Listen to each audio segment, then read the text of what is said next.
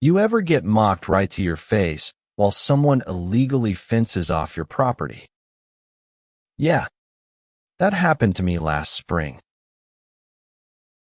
I pulled up to my ranch one morning and saw it, a 12-foot tall steel fence, barbed wire on top, and a shiny padlock clamped in the center. Nailed dead center was a bright white sign, "Private property, HOA members only." Behind it, a crowd of smug neighbors clapped like they just won a championship. And right in the middle of it all was the queen bee herself, Valerie Harper, the HOA president from the Maple Ridge subdivision. "Guess you're not above the rules anymore, cowboy," she sneered. "If you want access, you'll need to register your property with the HOA." I didn't respond. I just stared. Not one of them realized who I really was. Because I'm not just some rancher with a muddy truck, I am the county land commissioner. The guy who signs off on every permit in this region. And right there, they just declared war on the man who writes the rules. 2 months earlier, I had quietly retired from 22 years of service. Still acting commissioner until the next cycle, but mainly focusing on my ranch, Twin Creek Range. It's been in my family for 4 generations. I mind my own business, tend to the livestock, and walk the fence lines with my dog, Boone. I don't bother folks, and I expect the same in return. But the Maple Ridge HOA, they saw my land as an opportunity. Valerie, who came from a real estate background, had been eyeing parcels near the edge of their boundary. Whispered rumors said she and a group of developers had a plan: absorb properties into the HOA, flip them for profit, and line their pockets under the guise of community improvement. The moment she realized my land shared access with their paved internal road, she saw a crack she could exploit. She came to my door one afternoon, acting sweet as pie, handing me a folder with HOA rules and a $950 monthly fee. "We believe it's best for the whole community," she said, like I was doing them a favor. I handed it back. This land doesn't answer to lawn chair tyrants. That should have been the end, but it only lit a fuse. Next came the nuisance complaints. Odors, noise, unauthorized animals. Then, I caught surveyors poking flags into my property sent by the HOA, clarifying boundaries. It was harassment, plain and simple. My neighbor, Charlie, a retired Marine, warned me, "Valerie doesn't stop until she wins." And then came the fence, built overnight, blocking my only main access road. Valerie and her board posed for a photo in front of it like it was a grand achievement. But what they didn't know, that fence sat squarely on my land 30 feet into a county-recognized agricultural buffer zone. I made one phone call to county records, pulled every permit, zoning map, and HOA filing. Turns out, Maple Ridge's HOA registration had quietly expired last year.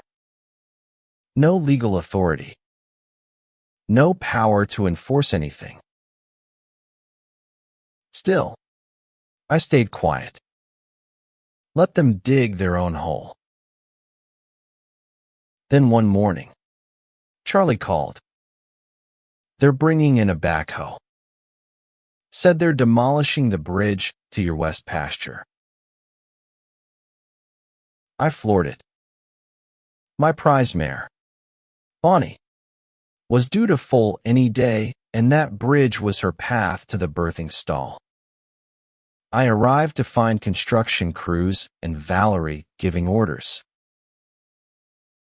"This bridge is a hazard," she said, barely looking at me.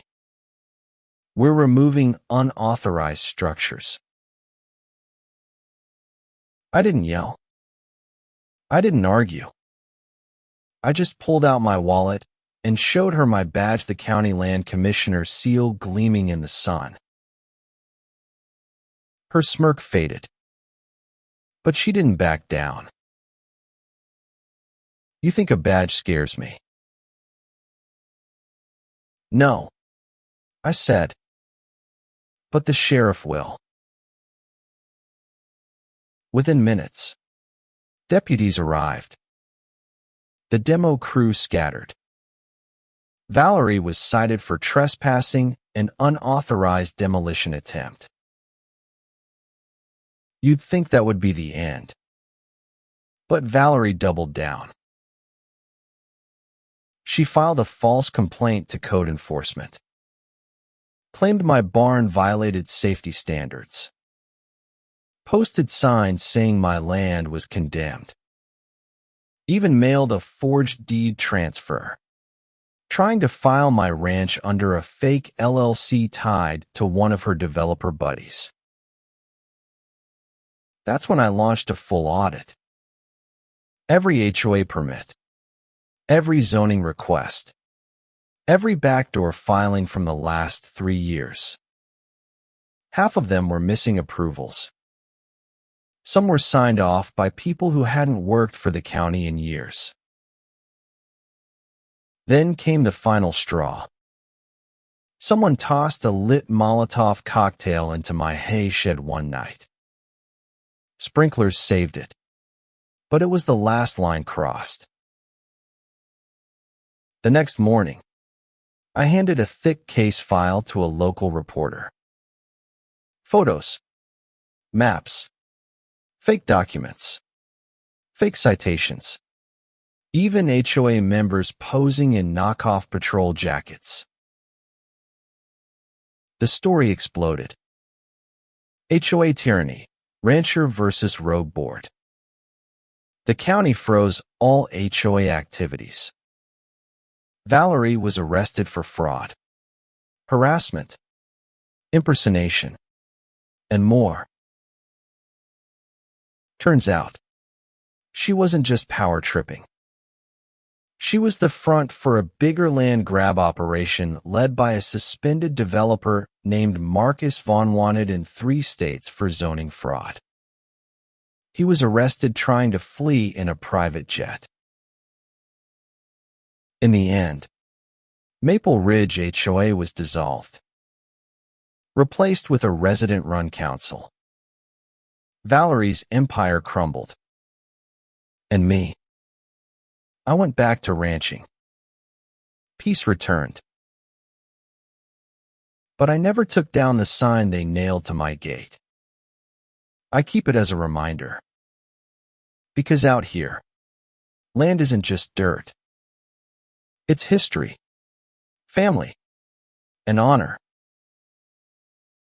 So if you're watching this and facing an HOA pushing too far, know your rights.